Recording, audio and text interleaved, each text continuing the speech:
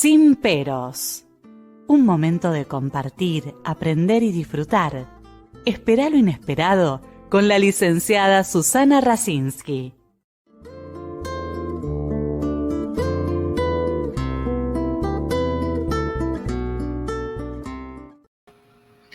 Muy buenas noches. Hoy tenemos la suerte y el honor de contar con otro colega de España, un estudioso de hace mucho tiempo y un trabajador con respecto a Sándor Ferenczi, que es un autor que estoy tratando de que se conozca más en nuestro país y en Latinoamérica, ya que nos ayuda mucho en la clínica actual. Vamos a presentar al doctor José Jiménez Abelo. Bienvenido, José.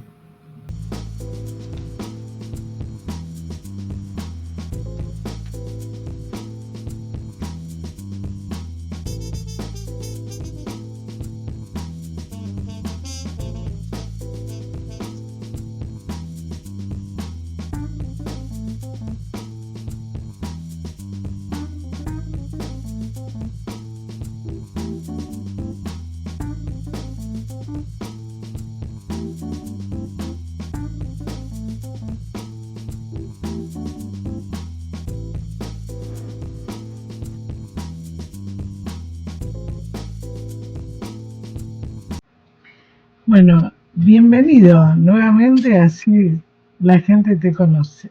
Hola Susana, buenas tardes. Bueno, un placer, José.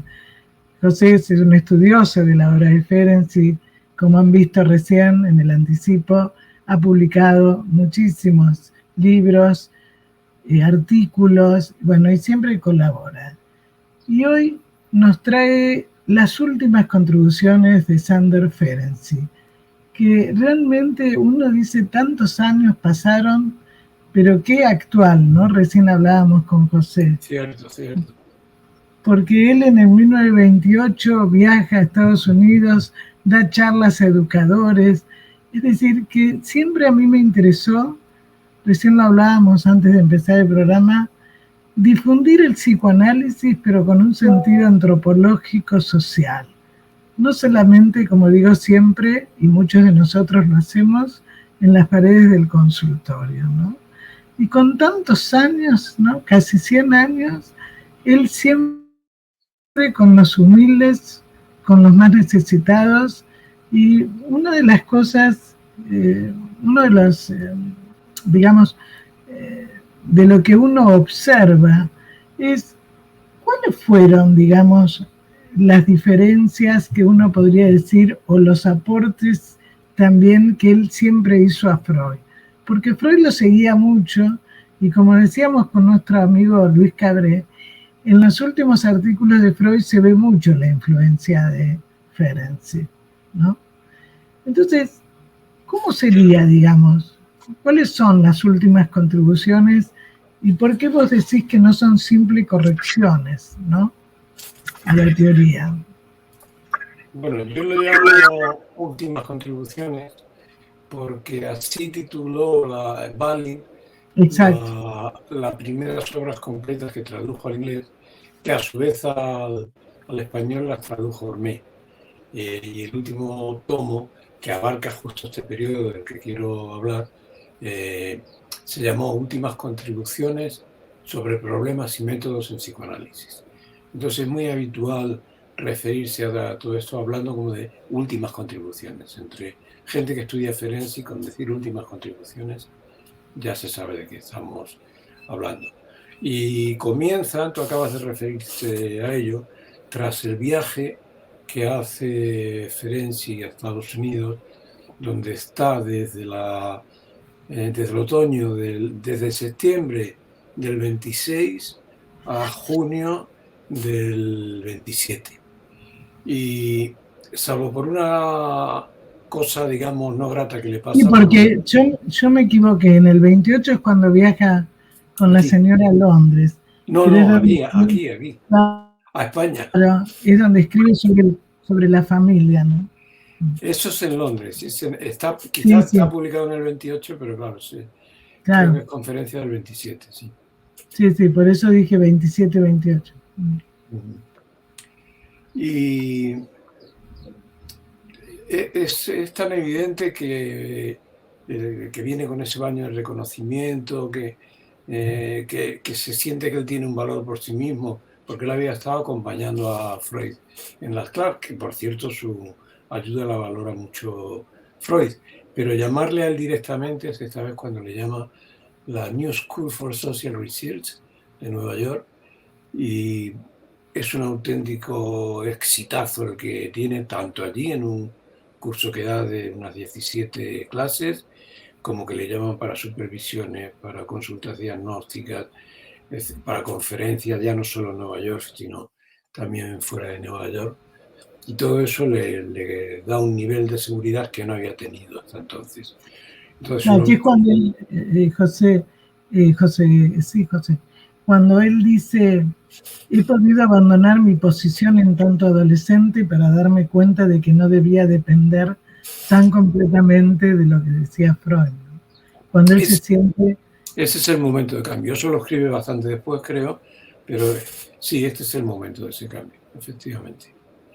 Que tampoco aparece bruscamente, quiero decir, que ya lo previo habían tenido ya sus enfrentamientos, pues en el año 24 con un libro que publica conjuntamente con Rank, Perspectivas del psicoanálisis, que pone a toda la guardia pretoriana freudiana en contra de él. Pero vamos, cuando realmente comienza ese voy a intentar hacer yo, que no sé si lo consigue del todo, si alguna vez dependencia de esa éxtasis que es. Y es curioso en ese sentido, simplemente con que veas el primer artículo, que ni siquiera ha llegado a Viena, diciendo la adaptación de la familia al mundo, porque rompe ya con una forma de ver el y las relaciones en general. Hasta entonces habíamos hablado de la adaptación del niño a la familia. Ferencia empieza a hablar de la adaptación de la familia al niño. ¿Me preguntabas algo más? Sí, no. Empezá, digamos, un poco, porque estás hablando de por qué él se diferenciaba de Freud, ¿no? En esta etapa. Y eso cómo contribuye a nuestra clínica, ¿no? Pues mira, te lo digo en forma alusiva de momento. Hay un colega francés, además amigo. Incluso José, si quieres después poner un ejemplo práctico, un caso clínico, lo puedes hacer, ¿eh? O sea... Bueno, no venía preparado para... No, lo que tú quieras, porque... Si viene a cuento, lo haré. Claro, cuando habla. ¿Perdón? Que Ferenczi es muy claro cuando habla. Sí. Pero vamos, si viene a cuento buscaré algún ejemplo. Pero las diferencias que hay son muchas. Y te decía que te voy a empezar diciendo lo que escribe un colega francés, Yves Ligren, que tiene un libro que es una pena que no esté traducido al español, que se llama Imperdonable Ferenczi, traducido. Y dice, si el psicoanálisis existe, es por Freud. Si continúa existiendo, es por Ferenczi.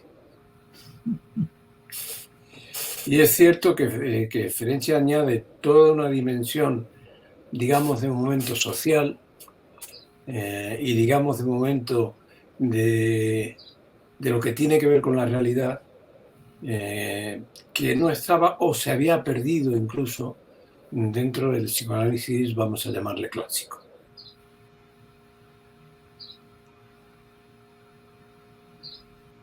Y qué importante que es en el momento que estamos viviendo, ¿no? Cómo están trabajando nuestros colegas de Ucrania, cómo se está intentando trabajar en el Líbano, en otros lugares, ¿no? Teniendo en cuenta el contexto cultural, social, ¿no? Es decir, que se puede trabajar. Porque Ferenczi también habla, ¿no? Que después lo vas a desarrollar, cómo tendría que ser un analista hoy en día, cómo es y cómo tendría que ser, porque él habla, ¿no? De la mutualidad. Por eso, vos desarrollás lo que tenías preparado. ¿Cuáles son los puntos que a vos te parecen más importantes? Bueno, pues tú has empezado por la técnica, que a veces yo creo que es mejor decir práctica para Ferenczi. La neutralidad y la abstinencia tan propugnada por Freud, con ciertos pacientes, pero son el tipo de pacientes que él ve, queda eliminada. O eliminada o aceptada, que no es posible. Como metáfora digo que el negro será la ausencia de color, pero es un color bien definido. Pues igual sucede con la neutralidad. La neutralidad no existe.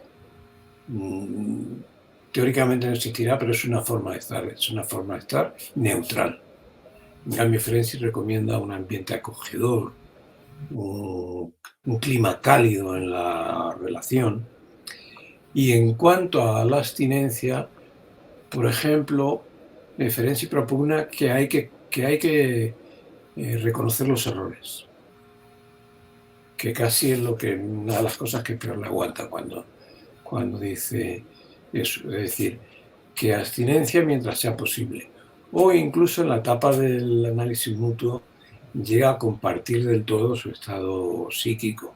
Pero bueno, le pareció lo que se había pasado y dio un poquito marcha atrás, aunque mantuvo el término de mutualidad, ya no de análisis mutuo, pero sí de mutualidad. Es decir, para él, aun después, el análisis debe desarrollarse en un ambiente de mutualidad, donde el analista participa, acepta cumplir un rol de tolerancia en estos últimos años, que venían otras técnicas distintas, un rol de maternaje hasta cierto punto,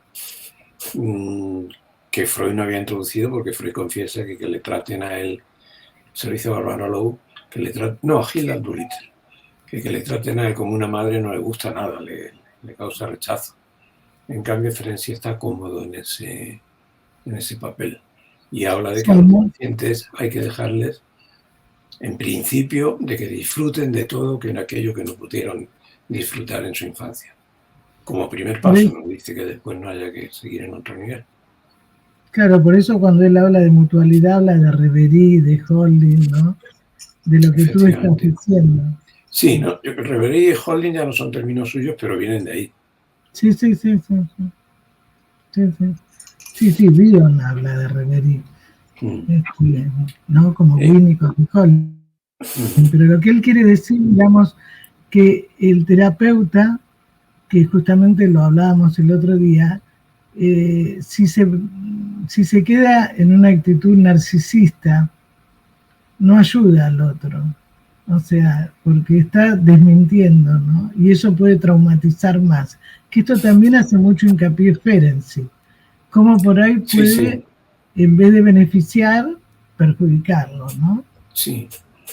Dice algo así como, al final entonces, el paciente que vino a ser liberado de su trauma, lo que nosotros hacemos es traumatizarle más. Yo creo que eso, sobre todo, es lo que no pudo aguantarle Freud en el último encuentro que tuvieron. Lo del traumatismo, la técnica de relajación y la catarsis y tal, no es que le hiciera mucha gracia, pero se sabe que hubo entre los dos en esa última reunión una discusión ética, y yo creo que esa discusión ética fue sobre esto, sobre la posibilidad del análisis como traumatógeno, como iatrogénico, como enfermante, vamos. Sí, además, fíjate que también después es como que muchos psicoanalistas te dicen, sos lacaniano, sos freudiano, haces Sandor Ferenczi, ¿no? Cuando en realidad uno tiene un montón de teorías y de estudios y de lecturas y uno trabaja con lo que puede en el momento, ¿no? con el paciente. Pero esa cosa de dogmatismo, ¿no? De encasillarnos. Yo me acuerdo en la época de Melanie Klein que todo pasaba por Melanie Klein. Y entonces nos decían cómo teníamos que trabajar. Yo no lo sentía hasta que un día dije, voy a hacer lo que percibo, lo que siento. Después con los años a mucha gente le había pasado lo mismo, ¿no? Entonces cuando a mí me preguntan, yo digo, yo soy terapeuta, o sea, no es... Y yo creo que esto también hizo que mucha gente no conociera la obra de Sándor Ferenczi, ¿no? La obra de Sándor Ferenczi no se conoció por este desencuentro final. Claro. Fue Ferenczi, que se hizo muy conocido, que si quieres luego hablamos más de él. Y no se conoció porque con ese mal ambiente que había quedado con Freud, años después surge el libro de Jones, donde habla de los últimos años de Ferenczi y que es una auténtica infamia, no es una biografía, es una infamia sobre el estado de salud mental de Ferenczi. Hasta el punto de que cuando yo empecé a trabajar a Ferenczi, cuando se lo contaba a alguien me decía, ese de la técnica activa, el que estaba loco. Ferenczi estuvo loco 2 meses al final por un deterioro neurológico. Pero así se lo despacharon para la historia, como loco. Y hasta que no apareció la primera traducción posterior, hasta que te estoy diciendo, en francés, hecha por Judith Dupont, Ferenczi estuvo completamente borrado, completamente marginado. Y a partir de entonces hay una recuperación que tú decías que todavía se conoce un poco a Ferenczi, estoy de acuerdo, pero mucho más comparadamente que cuando yo empecé a trabajar sobre él a mitad de los años 80. Sí, además, yo lo que he leído y lo que me parece que como trabajo, como trabajamos algunos, ayuda muchísimo en el abordaje de las patologías actuales, ¿no? Tanto cuando él habla de lo traumático, cuando él habla en las últimas obras ¿cómo es? No me sale ahora, el lenguaje de la ternura y de la pasión. La confusión de lenguas, ¿no? La confusión de lenguas entre los adultos y el niño, el lenguaje de la ternura, el lenguaje de la pasión. Son obras que realmente son muy importantes y que ayudan mucho. ¿Qué nos podrías decir de todo eso? Si tengo que quedarme con 2 artículos de esta última época, de estas últimas contribuciones de Ferenczi, uno sería el de confusión de lengua, que es en general el que ha tenido más éxito y el que más está haciéndole conocer. Pero tiene otro en el 28, que es elasticidad de la técnica psicoanalítica, que a mi parecer tiene tanta importancia como confusión, aunque esté más centrado sobre la técnica, también hay confusión y técnica. Y también en elasticidad de la técnica psicoanalítica y teoría. Pero digamos, por elegir un libro de teoría y un libro de técnica, un artículo de teoría y un artículo de técnica, estos son los 2 que destacaría más. Bueno, explica un poquito qué serían los puntos principales de estas últimas. Pues mira, en elasticidad de la técnica psicoanalítica, lo que a día de hoy más se mantiene es que él dice que el psicoanalista necesita tacto. Y primero, en una cosa muy suya de decir cosas evocativas, como esta de tacto, dice, con lo cual no logró expresar más que la indeterminación en una forma simple y agradable. Pero a continuación sí traduce el término alemán, no sé alemán, o sea que perdón si lo pronuncio mal. Escribe sobre la Einfühlung, y la Einfühlung es la capacidad de sentir dentro, cosa que por cierto figura mal en las obras porque dice sentir con, no porque hay otra cosa a la que se llama sentir con, está sentir dentro, el psicoanalista sintiendo dentro a su paciente. Y la traducción de este sentir dentro, si tú preguntas a un germanoparlante actual, es empatía. La gran introducción, la gran novedad sobre todo de ese artículo es que en él introduce la empatía, que por cierto Freud ya se había referido a ella también, aunque muy de pasada, sin conceptualizarla, como es aquí el caso. Y en cuanto a confusión, pues yo creo que lo más importante está alrededor del trauma, de toda la secuencia traumática que describe, ¿no? Con sus tiempos de ocurrencia del trauma, de intento de superarlo mediante la identificación con el agresor y del desmentido que puede sufrir por parte de los adultos, la desautorización, decía el otro día una brasileña, Jo Gonda, que me interesa mucho, la desautorización que hacen los mayores respecto a ese traumatismo. Desautorización en el sentido de quitarle importancia, de no ha pasado nada, o lo que cuentas es una tontería, hasta el punto que Ferenczi piensa que lo traumático no es la bofetada que se le da al niño. A eso lo llama él lo pretraumático.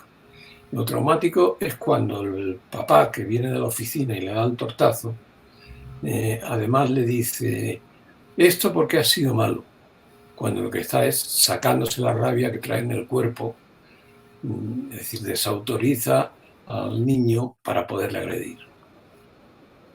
Pedías algo clínico, mira esto. No, es que exactamente, esa desmentida que sufrimos, yo decía el otro día, como sociedad, ¿no? Que cada vez hay más pobres, se incendian, ustedes ahora con los calores que empezaron, y es como que no pasa nada para los gobernantes, ¿no? Entonces, esa desmentida hace que el niño se confunda más, se sienta culpable, tenga miedo. Claro. Y cuando hablabas recién de la empatía, él justamente dice, ¿no?, que el terapeuta es y debe ser una presencia junto al paciente que resuene con él empáticamente, ¿no? Eso es a lo que vos te referías recién. Y que además, digamos, es como que tenga en cuenta al otro, con el otro, desde el otro, ¿no? No desde que es como que el terapeuta no puede hablar de lo que él quiere, sino de lo que en ese momento el otro trae. Siguiendo el ejemplo del padre que le pega la cachetada, ¿no? Que esto se ve permanentemente cuando los padres o los que crían al niño no toleran lo que está pasando con el niño. Porque no come. El otro día yo comentaba de una mamá que decía, tengo un hijo boxeador, está pegando todo el día. ¿Cuántos años tiene tu hijo? 11 meses. Entonces, digamos, ¿no? Ese rótulo que el niño no tiene la palabra y lo hace con el cuerpo, qué complejo es cuando el padre no le puede poner nombre. Entonces el niño lo llevamos a descargar con su cuerpo al acting. Y esto Ferenczi lo tenía muy en cuenta, ¿no? Mucho, muy en cuenta, sí. Por algo habla de la adaptación de la familia al niño, ¿sí? Porque si no, efectivamente, los padres pueden... Él, por ejemplo, piensa que no tiene claro si influye más sobre los niños el Edipo o dentro del Edipo el niño o la pasión de los padres sobre el niño cuando hay problemas en él. Porque él dice además que, ya sabes que lo acabas tú de citar, que habla del lenguaje de la ternura y el lenguaje de la pasión, y él dice que todos los adultos somos más o menos apasionados. Hay otra forma de entenderlo. Por ejemplo, yo he oído hablar a alguien de pensarlo como un modo de afectivo en ternura, hablemos de niños o de adultos, y modo afectivo de pasión, igual hablemos de adultos o niños, como dos formas distintas de vinculación. Claro, el tema es, como hablábamos el otro día en un grupo de estudios, que hay una pasión al principio, a lo mejor de la mamá, del papá, sobre ese niño. El tema es que no se quede en eso, ¿no? El famoso, ¿viste? Cuando Freud habla que el enamoramiento es un ratito, ¿no? Entonces el tema, si la mamá se queda pegada en eso, no lo deja crecer, no se produce el corte. Entonces creo que Ferenczi habla de la ternura, que es lo que falta hoy en día, por ejemplo en las relaciones sexuales. Es muy común que los chicos te hablan de lo que hacen, no de lo que sienten, ¿no? ¿De qué página porno han seguido? Sí, sí. Ferencia hace un uso del término pasión muy negativo. Es decir, para pasión no entiende apasionamiento. Alguna vez sí lo usa en el sentido que podemos hablarlo tú y yo coloquialmente, estoy apasionado con leer a no sé quién, sino en el sentido de sufrimiento, basándose en Descartes y yo creo que en el sentido más próximo es el de la pasión de Jesucristo. La pasión es una forma de sufrimiento. Sí, porque llega a ser un fanatismo, o sea, no se diferencia al otro. Tomo al otro, ¿no? Uso al otro. Exacto. Uso al otro, sí. Él habla de que hay 3 tipos de situaciones que conducen a traumatizar a la persona, al niño en particular, pero a la persona, que son los amores pasionales, los castigos pasionales y el terrorismo del sufrimiento. Llamo un poco la atención sobre este último porque ahí ha salido ya de lo sexual o no sexual y en lo que está pensando en el terrorismo del sufrimiento es en lo que estamos hablando, los padres que libidinizan excesivamente o que no libidinizan. Habla de los hijos de enfermos mentales graves que son criados por una madre esquizofrénica, por ejemplo, pongamos, de los ambientes muy represores como los que estudiaba en pedagogía y psicoanálisis y cosas por el estilo. Es muy importante, lo puedes volver a repetir, a ver si Adrián puede ponerlo. Fíjate, Adrián, a ver si lo podés poner, los 3 tipos. No sé. ¿Puedes volver a repetirlo? Sí, estaba esperando a que hablaras con Adrián. Sí, él habla de amor pasional. Amor pasional. Sí, amor pasional, castigos pasionales. Castigos pasionales. Y terrorismo del sufrimiento. Amor pasional, testigos del sufrimiento. Terrorismo del sufrimiento. Terrorismo del sufrimiento. ¿Y el segundo? Castigos pasionales. No, ese ya está. Pues bueno. El primero, te lo repito los 3. Amor pasional, castigos pasionales, terrorismo del sufrimiento. Bueno, vamos a tratar de ponerlo en la pantalla porque me parece tan actual esto, ¿no? Ahí está, amor pasional, castigos pasionales y terrorismo del sufrimiento. Muy importante. ¿Algún ejemplo que se me ocurre?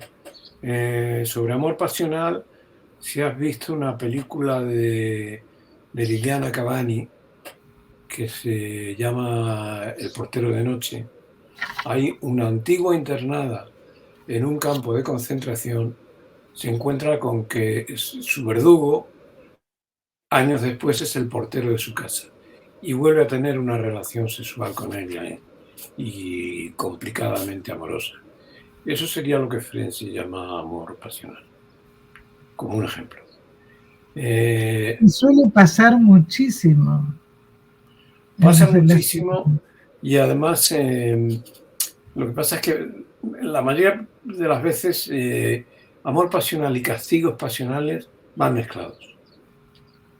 Por ejemplo, también recurro a otro ejemplo, no exactamente clínico, pero hay otra película en la que se titula Abre los ojos, una película española, Abre los ojos. Y es una mujer maltratada que periódicamente se separa de su pareja. Afortunadamente al final de la película digamos que termina bien porque se separa del todo, pero periódicamente vuelve y tienen unas relaciones sexuales intensísimas, apasionadísimas. Es decir, que ahí convive el castigo de que el otro cuando llega la pega y la insulta y tal, con ese otro momento de deseo pasional respecto al agresor. Quizá por lo que Ferencia estudia como identificación al agresor, identificación ansiosa al agresor. De eso hay otro ejemplo que puede ser bueno. Sigo con las películas, como a mí me gusta mucho el cine, que es una película de Bergman, Confesiones de un matrimonio, sí, que empieza con creo que era una psiquiatra, contándole a una amiga que había sufrido una violación y muy culpabilizada porque había sentido placer durante la violación. Yo no creo que haya que pensar en que es una cuestión de fricción de mucosas o de necesidad fisiológica o no sé qué, sino en este mecanismo de identificación con el agresor, que es como el último recurso que le queda a una persona para soportar una situación así. No digamos para seguir el principio del placer, digamos para evitar el displacer. Entonces, para evitar el displacer, el traumatizado trata de sentir la pasión del agresor, creo que estoy citando más o menos textualmente, trata de sentir la pasión del agresor como suya propia. Para poder sobrevivir, justamente. Para poder sobrevivir. Primero agota todo tipo de posibilidades de las que Ferenczi llama aloplásticas, y Freud también lo llamaba así. Es decir, de defensas hacia afuera, de intentar alejar el peligro, de intentar separarse del peligro y del ataque. Y cuando eso se revela imposible, no queda otra solución que este mecanismo autoplástico de modificarse a sí mismo como si él también estuviera sintiendo, entre otras cosas que pasan, como si él también estuviera sintiendo placer o lo hubiera sentido en esa agresión. Sí, es muy importante, nosotros decimos, nuestro trabajo para las desidentificaciones, ¿no? Todo lo que significa, porque a veces la gente te dice, ¿cómo hago, no? ¿Por qué repito? ¿Qué hago? Bueno, ahí está también justamente el trabajo de la terapia, ¿no? No se puede solo. Efectivamente. Y, digamos, ¿qué fue lo que a vos te llevó a acercarte a Ferenczi? Pues en principio una casualidad, porque tenía que preparar para la sociedad a la que pertenezco y pertenecía un trabajo, me había comprometido a hacer sobre los límites de la relación analítica. Y fui a mi tienda de libros, a mi librería, y vi un libro de Ferenczi, que para mí entonces también era el de la técnica activa y el que estaba loco, y cogí el índice y vi una cosa que se llamaba elasticidad de la técnica psicoanalítica. Y bueno, pues me lo llevo. Y desde entonces no he logrado parar de leer a Ferenczi. Y no he logrado parar de leer a Ferenczi por lo que te digo de este análisis más humano y yo creo que más realista que Freud. Freud necesitaba hacer del análisis el oro puro de la relación, decía. Luego dice que también hace falta la plata y el cobre. Pero eso, necesitaba mantener el análisis puro por encima de todo. Ferenczi no tiene esa necesidad. Ferenczi trabaja como haya que trabajar, lo que tú decías hace un poco, dentro de que sus bases son indiscutiblemente freudianas, sus bases en esta última época. Y previamente a esto, sus primeros años, más que lograrlo, intenta el seguidismo de Freud. No lo logra porque poco a poco se le van escapando sus ideas, quieras que no. Por ejemplo, Freud nombra la contratransferencia un par de veces en la mitad de los años 10 y no la vuelve a nombrar. Y Ferenczi en el 19 está escribiendo un capítulo de un texto titulado Dominio de la contratransferencia, que yo sepa es algo que lleva ese título delante. Y ahí habla ya de que hay distintos tipos de contratransferencia, lo cual es absolutamente distinto de lo que ha dicho Freud, si el analista no tiene puntos ciegos y demás. Claro, pero además creo que me parece que hay un error en muchos terapeutas, en muchos colegas, que Freud descubrió algo maravilloso y hizo un sistema. El tema es poder tolerar también que en cualquier conocimiento uno va agregando cosas a partir de la práctica también. Entonces, que hemos sido más de trinchera, decimos nosotros, ¿no? Que hemos trabajado en hospitales, que hemos trabajado en situaciones a veces de mucha vulnerabilidad, como cuando él iba al hospital, ¿no es cierto?, de prostitutas. Uno tiene otra visión, porque uno tiene que trabajar con lo que hay. Entonces los que hemos trabajado, no sé, yo soy psicopedagoga también, ¿no? Y entonces recuerdo que una vez me tocó ir a un pueblo para darles a los docentes cómo podían trabajar. Entonces les digo, bueno, ¿qué hacen acá? ¿Cómo es? No, los chicos viven de cazar pajaritos. ¿Qué podemos hacer nosotros? ¿No? Hubo otro antropólogo con un grupo de aborígenes que bajaban 2 veces a tierra, digamos, vivían en las montañas, pero bajaban a la ciudad, al pueblo, ¿no? Entonces yo decía, bueno, ¿qué hay? Y bueno, hay cabras y lana. Bueno, empecemos por ahí. Claro. O sea, uno siempre puede, pero tiene que tener en cuenta al otro. Y yo creo que en eso, lo que tú decías, que por ahí, bueno, Freud tuvo que armar una cosa en una sociedad muy especial también. Pero el tema es poder también, digamos, incorporar lo que el otro me puede enseñar, porque todos aprendemos. Yo creo que este programa a mí me gusta. Muchas veces la gente me dice, ¿para qué lo haces, Susana? Digo, bueno, porque sigo aprendiendo y me gusta divulgar lo que otros colegas hacen, lo que se hacen en otros lugares del mundo. Pero además seguimos aprendiendo de las preguntas que nos hace la audiencia, de lo que va surgiendo entre nosotros en la Asociación Libre. Y eso es vida, ¿no? Pero lo que pasa es que a veces para agregar cosas, sobre todo respecto a Freud, hace falta alejarse de otras o incluso decir que no a otras, decir que es otra forma. Por eso que tú me lo comentabas, preguntándome, por eso hablo yo de núcleo duro, porque hay un núcleo en la teoría y en la técnica de Ferenczi, especialmente en esta última época que estamos hablando, que son ideas específicas suyas, que no están en Freud y que no son solo prolongaciones o correcciones, como también digo por ahí, a la forma de trabajar y de teorizar de Freud, sino que son nuevas teorías que vienen incluso a sustituir algunas de las cosas freudianas. En la teoría, yo creo que en la base de todo, tratando de pensarlo ahora organizadamente, la cronología es de lo último que escribe, pero en la base está que ha desestimado la pulsión de muerte. Entonces todos los fenómenos de hostilidad, destructividad, autodestructividad, que en Freud quedaban bajo el peso de la pulsión de muerte, no puede ser con la nueva metapsicología que él establece, donde ha desaparecido la pulsión de muerte. Él establece que solo hay pulsiones de vida, solo que son 2 tipos de pulsiones de vida.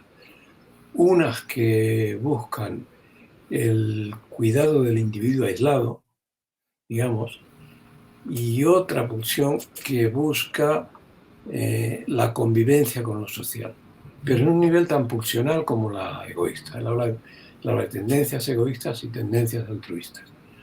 No es como Freud, que es una consecuencia derivada, ¿no? Sino que existe tan enraizado en el sujeto como puedan estar las pulsiones de vida, las pulsiones egoístas. Un ejemplo, la sublimación. ¿Cómo considera la sublimación? La sublimación la considera que hay una parte de la sublimación por un cambio de vía, citando las palabras de Freud.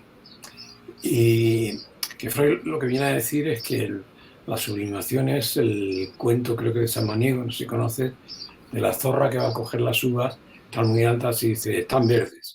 Pues esa es la sublimación de Freud. Es decir, como están verdes, entonces derivo los deseos hacia causas altruistas, ocultas o como sea. Ferenczi piensa que eso existe, pero además que por estas tendencias altruistas hay una tendencia específica a sublimar con el ambiente, con personas, que no es solamente esa derivación de lo egoísta y lo sexual, sino que es que tiene validez propia también. Sí, ¿Te he respondido? Muchos de nosotros pensamos así. O sea, que no es tan determinante, forma parte también, ¿no? Por eso también cuando él habla de los momentos del trauma también, que es diferente, ¿no? Uh-huh. ¿Y qué otro aspecto en este núcleo duro de la teoría? Otro aspecto, bueno, todo lo relativo al trauma. La secuencia esa que te he descrito antes, con los tipos de trauma más frecuentes y todo lo que ocurre a consecuencia del trauma, no estaba en Freud. Freud no sé, y eso que se lo había avisado Ferenczi, no se entera mucho del trauma hasta muy, y no le da tiempo más, hasta muy adelantado su vida, hasta su último escrito, hasta el esquema de psicoanálisis. Ahí es donde se ve que tiene por primera vez más o menos claro cuáles son los efectos y los orígenes del trauma. Es una pena que no se enterara hasta entonces, porque 10 años antes, en el año, un poco menos de 10, en el año 31, Ferenczi le manda una nota hablándole de la importancia del trauma e introduciendo un concepto, que es la otra cosa de la que te quería responder a tu pregunta, que es el concepto de escisión. De escisión, habitualmente se habla de escisión horizontal y vertical. Digamos de escisión horizontal. Él no dice escisión más que una vez, pero él habla de fragmentación, o si la fragmentación se repite, de atomización, y en un momento dado lo cambia a autoclivaje narcisista. Pero lo que es lo que a día de hoy en español llamamos escisión o clivaje, aunque clivaje no lo reconoce la Real Academia de la Lengua. Los franceses son los que hablan de clivaje, porque escisión lo reservan para las excisiones dentro del mundo psicoanalítico, ¿no? Me parece. A mí me parece un buen término clivaje, quizá más difícil de aprender, porque sabes que clivaje es los planos de clivaje son los planos por los que un cristal precioso, un diamante, por ejemplo, parte cuando se le golpea. Es decir, no parte por cualquier lado, sino parte formando diversos fragmentos. Pues esa es la idea de Freud, que con el trauma el individuo pierde la unicidad, lo llama él, y queda funcionando con distintos fragmentos, es decir, se convierte en una personalidad disociada. No en una doble personalidad, que es otra cosa distinta, pero sí en una personalidad gravemente disociada. Claro, pero eso mucho más grave que la disociación histérica. Claro, pero eso ayuda, digamos, por lo menos para nosotros, y poder comprender que después lo toma Green y lo toma, bueno, otros autores, cómo una persona puede tener ciertos aspectos escindidos, otros no tanto, pero tenerlo en cuenta nosotros, que por donde nosotros vamos a poder entrar, ¿no es cierto?, y de alguna manera ayudar a que esos aspectos escindidos se puedan integrar, ¿no? Porque se escindieron por algo, ¿no? Como protección, por supuesto. Entonces, el tema es cómo abordarlo, ¿no?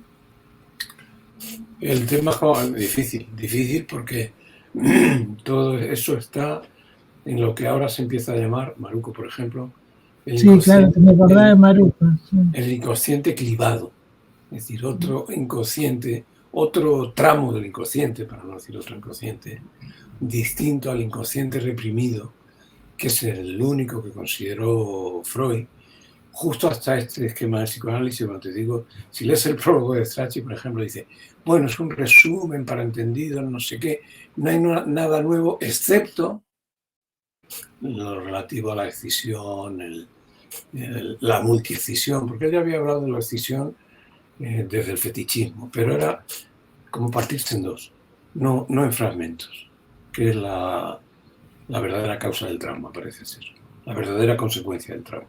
Perdón. Sí, pero además, bueno, Maruco lo explica también, pero en el entrecruzamiento, ¿no? En el mismo funcionamiento psíquico, ¿no?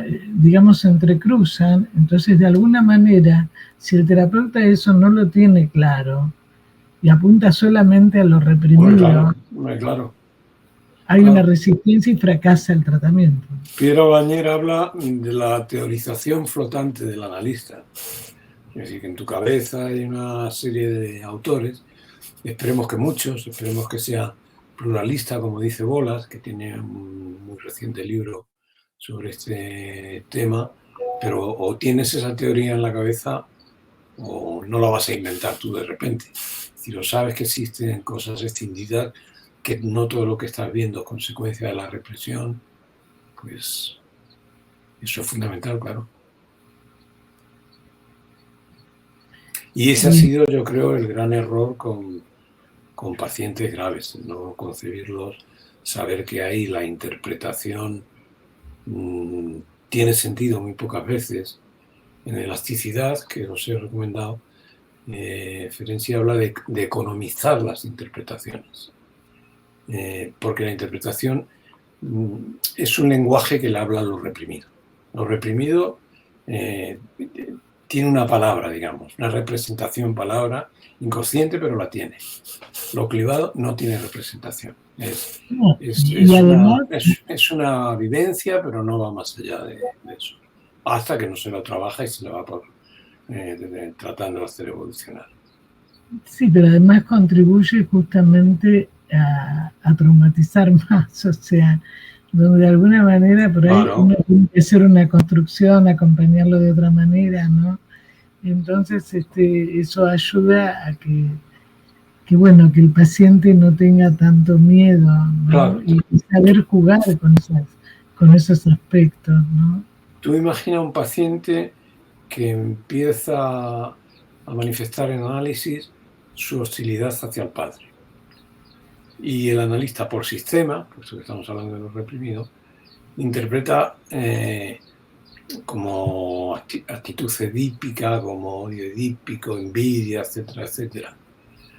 Pero es que a veces no es así, es que a veces es que ese padre realmente ha maltratado a la criatura, es que es la pasión del padre la que ha dado lugar a la patología.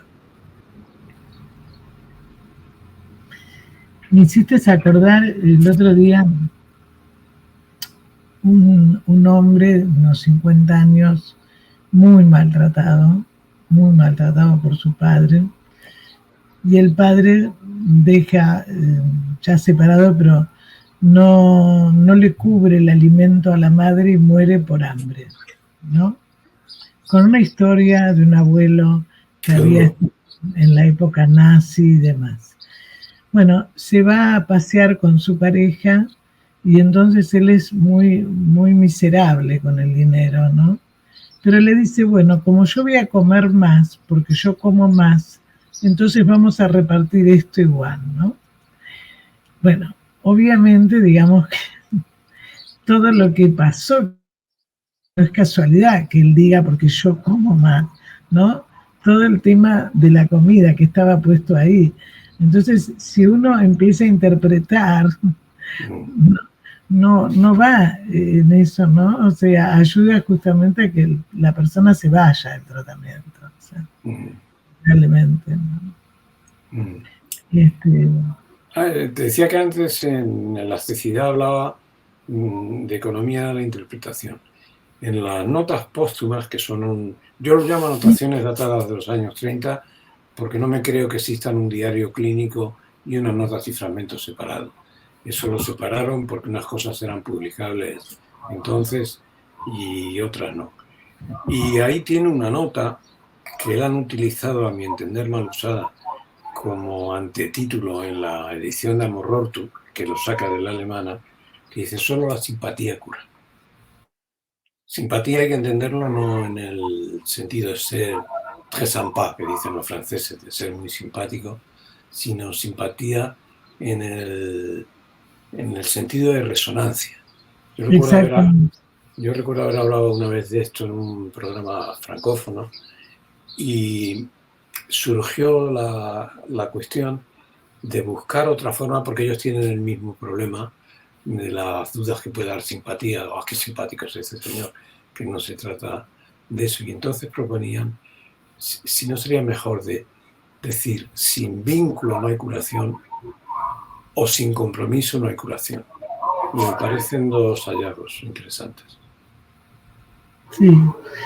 Bueno, se nos fue el programa. Yo voy a anunciar el otro y vos cerrás el programa con lo que tú quieras. Esperá. Vamos en el próximo programa. Va a estar el licenciado Pedro Ceruti, que va a hablar sobre modalidades de violencia desde lo individual a lo laboral. Muchísimas gracias, José, y cerrá el programa con lo que tú quieras. Un mensaje para la audiencia, con lo que vos quieras.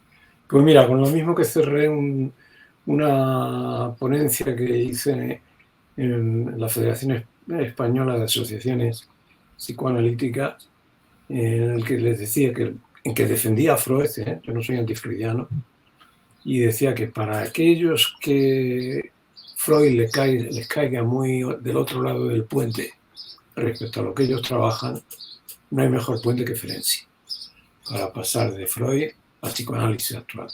El psicoanálisis actual está todo él influido por Ferenczi. Más abiertamente, no más fuertemente, pero sí más abiertamente, todo el denominado psicoanálisis relacional. Pero es que Lacan también está influido por Ferenczi.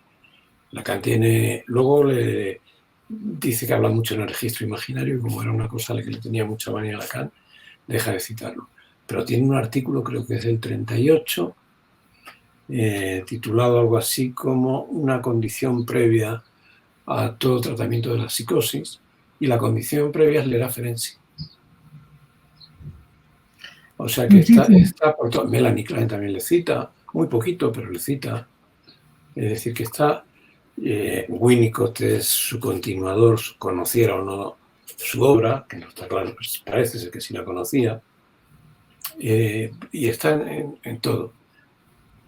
¿Quieres que acabe ya o te cuento una cosa más? Sí, te agradezco, no. Bueno, te agradezco y ya nos veremos la próxima vez. Muy bien, muy bien. Un abrazo fuerte. Gracias. Un abrazo, Susana. Sí. Hasta otra. Gracias.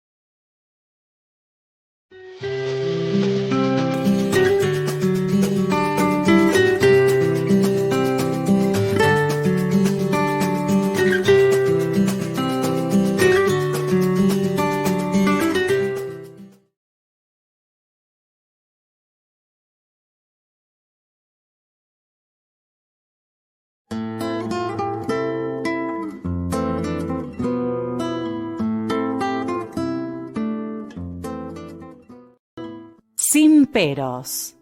Un momento de compartir, aprender y disfrutar.